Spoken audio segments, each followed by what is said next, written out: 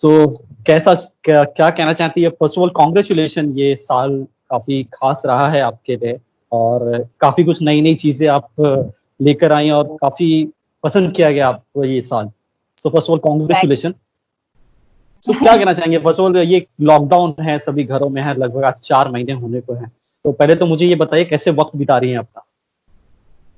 Well अब almost 3 महीने हो गए हम लोगों को लॉकडाउन में। तो जी। शुरू में मेरे पास बहुत सारा पेपर वर्क था उमेश। मेरे actually I used to handle my father's business okay. When I got out of school, और उसके बाद मैंने कॉर्पोरेट्स में काम चालू किया था और फिर मैंने बहुत बाद में जाके एक्टिंग चालू की थी। तो काफी कुछ हमारा वो बिजनेस से ना पेंडिंग था बहुत सालों से, जो खाली मैं कर सकती थी उसको रैप अप। और उसके ओके। लिए हरदम एक डेडिकेटेड अमाउंट ऑफ टाइम की जरूरत पड़ती थी, बिकॉज कैचअप करने में, उसको समझने में एक आधा हफ्ता चला जाता है। And then when you start working on it, it takes another 1 month, 1.5 months to finish it. But I never had that kind of time because right after business I started working in the corporate space and then acting okay. happened. So this I think was the first time where I had like 2 months at my disposal like that. तो मेरा actually 2 महीना बहुत एक तरीके से boring भी गया है और एक तरीके से बहुत यूजफुल भी रहा है, because I used to get up every morning at 8 o'clock and sit on the computer and be on that till 10 in the evening और 10 at night. बट काम हो गया काफी। एंड अब मेरा एक्चुअली चिलिंग पीरियड जून में जाके चालू हुआ है, from ji. 1st of June. तो अब मैं एक रूटीन सा मेंटेन करने की कोशिश करती हूँ। I get up in the morning, spend time with myself, just sit, enjoy music, then I do some meditation, sometimes I read, and I've started sketching again after like years. So that थोड़ा सा okay. रियाज कर लेती हूँ, थोड़ी सरगम कर लेती हूँ। I mean कितना कुछ है करने को। And of course, there is so much to watch on the OTT platforms. OTT. So that I've been doing for a while. And yeah, I mean, I think ये पीरियड जितने से भी मैंने बात करी है ना, सबके लिए डिफिकल्ट भी रहा है, because obviously there so much of uncertainty. And exactly. खासकर जो सबसे ज्यादा अफेक्ट हुए हैं वो माइग्रेंट वर्कर्स अफेक्ट हुए हैं, या जो लोग अपने आप को नहीं सस्टेन कर सकते हैं फाइनेंशियली, वो बहुत अफेक्ट हुए हैं, या फिर people who lost their jobs and even companies per se. So I think obviously all of us were affected by that, the uncertainty of it, the bad news that kept coming. But at the same point in time, everybody kind of enjoyed staying at home also, because it took away from the from the rigmarole of life, जो एक set pattern है। बहुत लोगों को introspect करने का शायद मौका मिला है। एंड सबसे ज्यादा ये समझ में आया है ना कि life is too short. Like किसने सोचा था कि पूरी दुनिया एक साथ बंद हो जाएगी, like at the same exactly. Point in time for months, like not just one city और a country, the entire world shut down at the same time. जो अगर किसी फिल्म में कभी दिखाया जाता तो मानते ही नहीं कि ऐसा हो सकता था, but this happened in reality. एक एग्जैक्टली। रियलिटी चेक मिल गया है बहुत तरीके से कि I think we really need to take stock of what we are doing as humans, and what effect are we having on our nature and on our community. सो अनुप्रिया, बात की जाए तो आप मतलब ये पिछला साल जो आपके लिए खास रहा है, ये फिर अचानक कितने दिनों के लिए सेट छोड़ देना, क्योंकि काफी काम भी था आपका, जो स्टिल काम हो रहा था, शूट चालू थे काम, तो कितना मिस कर रहे थे सेट को और क्या कुछ चल रहा था दिमाग में? एक्टिंग को तो मैंने बहुत मिस किया, like okay. being on the set and working, because obviously काफी कुछ जैसे आपने कहा, हम लोग, मेरा जनवरी फरवरी बहुत बिजी गया था। एंड मार्च में भी हम लोग शूट कर रहे थे जब ये बंद हुआ, फिर अप्रैल से भी चीजें चालू थी, तो सडनली वो एक ब्रेक आ जाता है। And obviously acting is a passion, it keeps you alive. So वो मैंने बहुत मिस किया, to be on set, to be portraying a character, और अपनी टीम के साथ काम करना, या डायरेक्टर्स के साथ इंटरेक्ट करना, और को एक्टर्स के साथ गिव एंड टेक करना।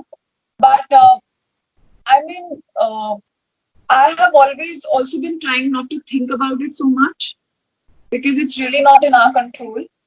और अगर हम खाली वरी करते रहेंगे कि कब होगा, कैसे होगा, क्या होगा, तो जो भी इस पीरियड को हम यूटिलाइज करके एंजॉय कर सकते हैं, जितना भी हमारे हाथ में है, या जो भी कंस्ट्रक्टिव चीजें कर सकते हैं, of reaching out to people and helping those in need, वो छोड़ के अब हम यही सोचते रहे कि आगे कैसे है, क्या है। वो आती है चीजें, but I try pushing them away. वो मैंने भी एग्जैक्ट थोड़े दिन अपने आप को बोल रखा है कि मत सोचो, जो होगा देखा जाएगा। जो होगा।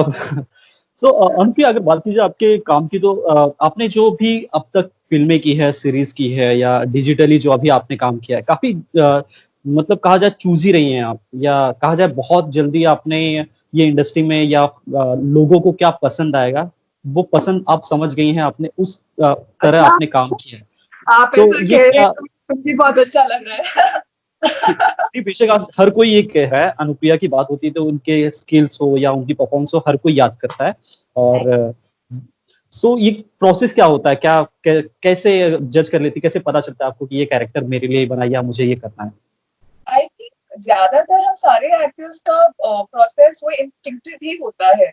Okay. Anybody this art field, जो मेरे लिए तीन चार चीजें जरूरी रही हैं हरदम। एक तो सबसे पहले जो रोल है वो, जो स्क्रिप्ट है वो कितनी अच्छी है, जिस डायरेक्टर के साथ में काम करने वाली हूँ, या जो प्रोडक्शन हाउस है।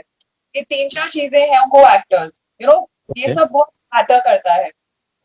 बहुत कम होता है कि पांचों चीजें एकदम हाँ। Bang on correct. वो तो जी। मतलब आइडियल प्रोजेक्ट हो गया।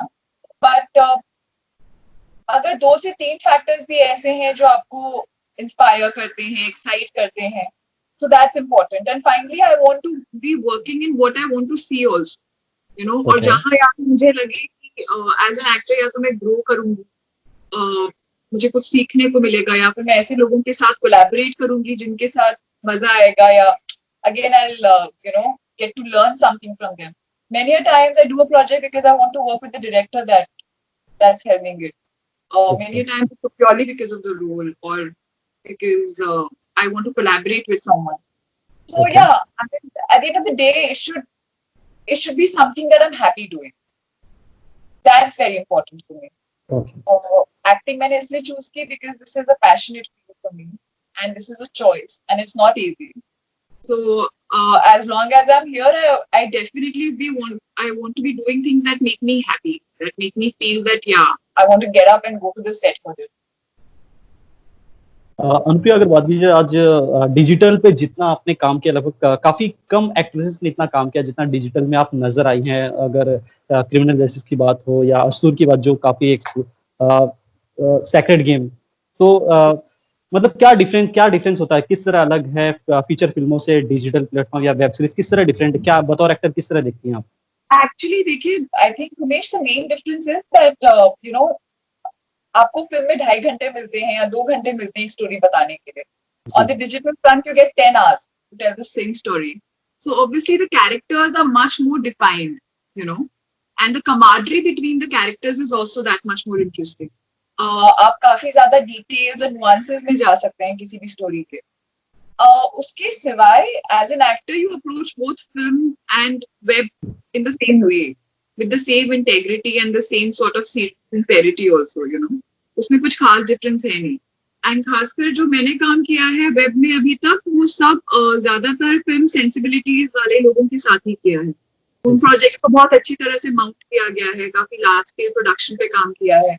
एंड जो भी उनकी टीम रही है, कोर टीम, वो ज्यादातर फिल्म सेंसिबिलिटीज वाले ही रहे हैं. तो it's not really very different पर से. Having said that, I think दोनों के अपने प्लस पॉइंट्स हैं. एक फिल्म का अलग चार्म है ही, हम बचपन से शाम है। उन्हें देखते हुए बड़े हुए हैं. फिल्म सेट का भी एक अलग चार्म होता ही है. I don't know how, it's very difficult to really pinpoint on it and put a finger and say why, but it is that. At the same point in time, web is also very, very exciting because the roles are that much more experimental. The concepts are very, experimental. आप आप ऐसी चीज करने से, मतलब आप ऐसी चीज कर सकते हो जो शायद आपने कभी पहले की ना हो, उसके चांसेस ज्यादा हैं. एंड ऑब्वियसली जैसे मैंने कहा कि कैरेक्टर ग्राफ ज्यादा डिफाइंड होता है, तो करने में बहुत मजा आता है. तो दोनों चीजों के अपने प्लसेस हैं. अभी हाल ही में मैंने आपका एक इंटरव्यू जिसमें आपने कहा था कि अब मैं कह सकती हूँ कि मैं एक एक्टर हूँ, और जब पीछे मुड़कर ये जर्नी देखती है अनुप्रिया, तो क्या क्या क्या फील करती है? अब ये कब का interview I don't no. Corona के बाद मुझे ये कहने में ऐसे मतलब अजीब ही लग रहा है, because अभी this state of mind, I don't know what I'm feeling. I definitely feel that I'm an actor, but it's also more than anything right now I'm just feeling more someone who wants to enjoy every moment more seriously, someone who wants to grow personally every moment and be on a self-explorative journey. You know, abhi wo ek tag हट गया है थोड़ा सा दिमाग से. It's more about I'm Anupriya and I'm a girl and I'm a woman and I want to enjoy it. I want to live life to the fullest. वो ये वाला state of mind है इस वक्त. But if I look back, it's I feel blessed also. I feel proud also to a certain extent. Um, I'm not saying that I've done everything in the best manner that I could, you know. और मेहनत भी कर सकती थी और चीजें भी आप हरदम इम्प्रूव कर सकते हैं अपने आप पे.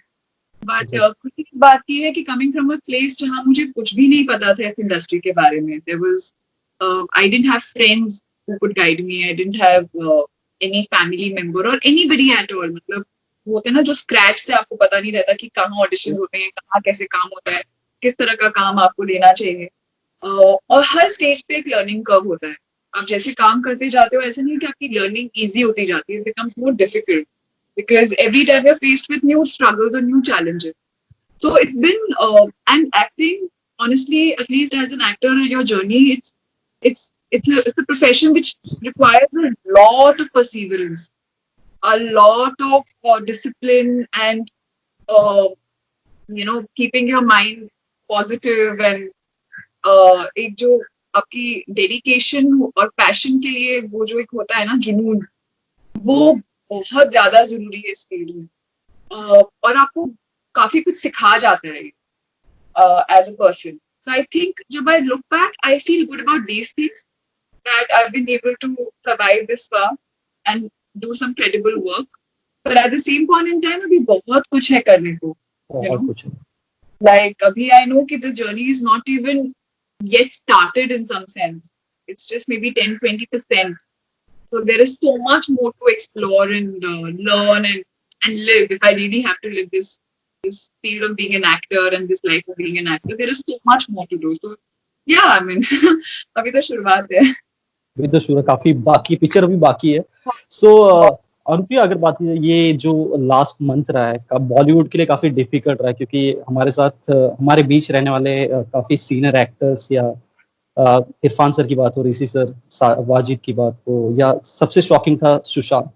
तो किस तरह देखती हैं इन सब चीजों को? और सुशांत की सुसाइड के बाद नेपोटिज्म का जो बातें हैं बहुत ज्यादा हो गई है. लोग हर एक एक्टर को उस नजरिए से देखते हैं. तो इन सब चीजों का क्या मतलब असर पड़ता है एक्टर के ऊपर? आपके ऊपर क्या असर पड़ता है? आई मीन ये ना बहुत ही एक लाइफ चेंजिंग 2-3 महीने रहे हैं. जैसे जब इरफान की न्यूज आई थी, इरफान सर की, और फिर दूसरे दिन ही ऋषि सर की न्यूज आई थी, मतलब एकदम एक बार समझ में नहीं आ रहा था, because it seemed like a personal loss, you know. Irfan sir had been a role model for so many of us.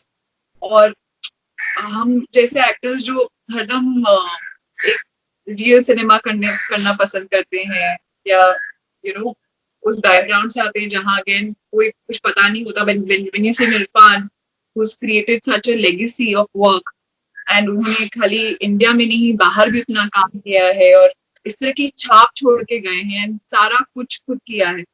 तो he was a role model of sorts, and एक बहुत ही दिली तमन्ना थी उनके साथ कभी कुछ काम करने की. But so losing him felt like there was so much more that we could have learned from him, or he could have given us so much more. But at the same point in time, I realized कि हम हरदम यही सोचते हैं कि he could have given us so much more. It's always about wanting. Exactly. I'm just happy that he contributed to Indian industry and to Indian cinema in such a huge way. He put us on the world map also. And he's left a legacy behind for all of us actors. If you see his work, even if you see whatever work he's done, you would learn a lot from that. So yeah, I mean, that was a learning curve, to go through those array of emotions and reach somewhere. Losing Rishi Sir was another. I just felt that every time I have seen Rishi sir since I was a kid on camera wherever, he's only brought a smile. Something about him used to immediately bring a smile to my face. Yes. You know, आज भी उनके अगर पुराने गाने सुनो या देखो तो एक अजीब सी खुशी सी हो जाती है. So he was खुशी that सी हो person. जाती है. And फिर of course साजिद सर के साथ हुआ, वाजिब सर के साथ हुआ, फिर बाद में just the news just kept coming and coming and coming in. So it was very like ऐसा लग रहा था कि पता नहीं बॉलीवुड पे कोई नजर पड़ गई है या क्या हो गया, what is Bollywood going through, and ऐसा लग रहा था कि कुछ भी हो सकता है अभी, फिर से कुछ आएगा, because it's just like एक सर्कल चल रहा है which is not ending at all. And then when Sushant thing happened, it was obviously, I think, as a nation we went through a shock. So we were all stunned. All of us started reaching out to our friends and our family members, and everybody was. It was like a wake-up call also of sorts, because आपको समझ में आता है कि सब कुछ होने के बावजूद ये हो सकता है, तो खाली पैसा कमाना या शोहरत कमाना is not enough. I think कहीं ना कहीं हम एक्टर्स को भी ये समझ में आया कि it's not just that कि आपके पास सब कुछ होगा तो चीजें अच्छी हो जाएंगी and आप खुश होगे. It's another internal journey that you have to master. And and I think it's just very tragic because he was such an intelligent human being. उनकी जो भी मैं इंटरव्यूज अगर पढ़ती हूँ और देखती हूँ उन्हें, तो पता चलता है कि कितनी चीजों में ध्यान था उनका, वो कितनी चीजें एंजॉय करते थे और कितनी नॉलेज थी उनको. So yeah, I mean, the only thing is that we can take a learning from that we cannot take depression lightly amongst us, for ourselves and for our friends and loved ones. We really need to make an effort to be there. And उसके लिए effort लगता है, because कई बार आप चाहते हैं but आप चीजों को लाइटली ले लेते हैं, हम नहीं समझ पाते हैं कि सामने वाला किस चीज से गुजर रहा होगा, बिकॉज सभी लोग कुछ ना कुछ, हम भी किसी चीज से गुजर ही रहे होते हैं कभी ना. और हम लोग एक इस तरह के कल्चर में है ना कि जहाँ हमें खाली अच्छा दिखाना है, हम सोशल मीडिया पे खाली अच्छी चीजें दिखाते हैं, because in a way of spreading happiness, in a way of showing that okay fine I am doing so well in life, but we are losing the acceptance of not being okay also, which is all right. I think what I really realized was that once in the beginning we need to accept that we are not okay and then change that thought. But just to proclaim and project that you're fabulous and everything around you is fabulous, and that's what social media is all about right now. Wherever you see it, it's a very dangerous place that we all are going to. Coming to nepotism, जो आपका सवाल था, मुझे लगता है nepotism है और वो हरदम से रहा है और रहेगा भी शायद. एंड नेपोटिज्म खाली बड़ी फैमिलीज, जो फिल्म फैमिलीज हैं या प्रोडक्शन हाउसेस हैं, खाली वो नहीं करते. नेपोटिज्म हर लेवल पे होता है. आज जो बाहर से भी लोग आए हैं, जो आउट ऑफ बॉम्बे हैं, कि काम करने के लिए यहाँ आए हैं, कहीं ना कहीं अगर वो लोग भी एक लेवल पे पहुंचते हैं जहाँ वो एक प्रोजेक्ट के बारे में डिसाइड कर सकते हैं, वो भी उन्हीं के साथ काम करना चाहते हैं जिसके साथ वो कंफर्टेबल है. As a writer, as a director, as a DOP, or as actors, you want to work with people that you're comfortable with or you have a camaraderie with. It's just the nature of the job. But at the same point in time, I think the only way we can tackle it is to make sure that whosoever is aligned with the project, they are talented for that. They are meant for that project. At this, मतलब सबसे बड़ी responsibility ये है कि जो हमारा स्तर है सिनेमा का, वो इंक्रीज हो, वो बेटर हो, वो नीचे ना आए. तो भले ही आप, और ऑनेस्टली स्पीकिंग मेरे हिसाब से जो फिल्म बना रहे हैं, जो भी प्रोड्यूसर्स हैं या डायरेक्टर्स हैं, वो उनका राइट है वो किसको लेना चाहते हैं. You can not really say कि नहीं आप इनको क्यों ले रहे हैं और इनको क्यों नहीं ले रहे हैं. मेरा बस ये सोचना है कि as long as talent is promoted ना, and whatever your project is, if you really feel that no, this person is fully talented and it's not coming only out of a favor or some personal liking, then it's okay. The main thing is to dole out work which is credible, which leaves a mark and which promotes our you know, takes our cinema to a progressive space. So, yeah. सही कहा आपने अनुप्रिया, जिस तरह चीजें बदल रही हैं, जहाँ यही उम्मीद की जा सकती है कि अगर नेपोटिज्म बॉलीवुड में इस तरह है या कुछ चीजें फर्क आए और जो टैलेंट है उन्हें प्रमोट किया जाए, उन्हें आगे। मुझे नहीं लगता उमेश कि खाली यू नो प्रोडक्शन हाउसेस या डायरेक्टर्स के हाथ में है, उसमें मीडिया का और यू नो ऑडियंस का भी बहुत बड़ा हाथ है। फाइनली ऑडियंस को वही दिखाया जाता है जो देखना पसंद करती हैं, जिस चीज को वो प्रोजेक्ट प्रमोट करती हैं। आप अगर टैलेंट का साथ देंगे तो वो अपने आप ही और ज्यादा डिमांड में आएगा, उसको अपने आप ही एक सपोर्ट मिलेगा। तो वो सबसे ज्यादा तो जरूरी ऑडियंसेस के लिए है ये समझना कि वो क्या देखना चाहते हैं, वो किस चीज को सपोर्ट कर रहे हैं। उसी तरह मीडिया का भी उतना बड़ा हाथ है, बिकॉज फाइनली ऑडियंस के बीच में का जो एक गैप है between us actors, the film fraternity, the producers and the audiences, a lot of it is bridged by the media. So whether the media is also promoting and supporting good cinema, talent across all genres or talent across all fields, not just acting but in other fields also, which is to do with filmmaking, that's equally important. So वो सबका ही हाथ है उसमें, आप ये नहीं कह सकते कि मेरा हाथ है और इसका हाथ नहीं है. I just don't understand this blame game that goes on all the time. That's very wrong. I feel कि आप किसी it was a very tragic incident what happened, and there must be many other reasons and we do not know the reason. We really don't know the reason. You cannot blame someone for that. That's really, really wrong. I mean, I would die if someone would blame me on a thing like that. So it's inhuman to do that. Okay Anupriya, work front पे आते हैं तो अभी हाल ही में आपने dubbing शुरू की Prakash Jha sir के फिल्म के लिए। वो क्या इतने दिनों बाद, इतने दिनों के गैप के बाद फिर काम शुरू करना, क्या एक्साइटमेंट थी? बहुत अच्छा लगा। थोड़ा नया था ऑब्वियसली, बिकॉज सब लोग मास्क में थे और पहने हुए थे, एंड ऑब्वियसली हर जगह सोच के चलना पड़ रहा था, पूछना पड़ रहा था कि ठीक छू सकते हैं, यहाँ बैठ सकते हैं, टच कर सकते हैं, नहीं कर सकते हैं। बट इतना अच्छा लगा हेयर एंड मेकअप करा के और सेट पे जाके, और प्रकाश सर से मिलके I actually love meeting Prakash sir anyway. he just makes me happy. So it was so beautiful to meet him, and they were very, very particular about safety. बहुत ज्यादा particular थे वो। So yeah, and hopefully things will come back to normal very soon. उस film के बारे में थोड़ा हमें बताइए, क्या कुछ होने वाला है, कब तक हमारे? It's a web series called Ashram for MX Player. And मैं उसमें एक डॉक्टर का किरदार निभा रही हूँ। Okay. ज्यादा मैं भी कुछ बता नहीं सकती because I think it's too early a stage for me to say much. But yeah, I mean Prakash sir के साथ काम करने का मौका मिला मुझे, ये मेरी एक विश लिस्ट में से एक चीज थी, and I had great fun. It's a great cast. A lot of talented people are in that show. So it's really something to look forward to.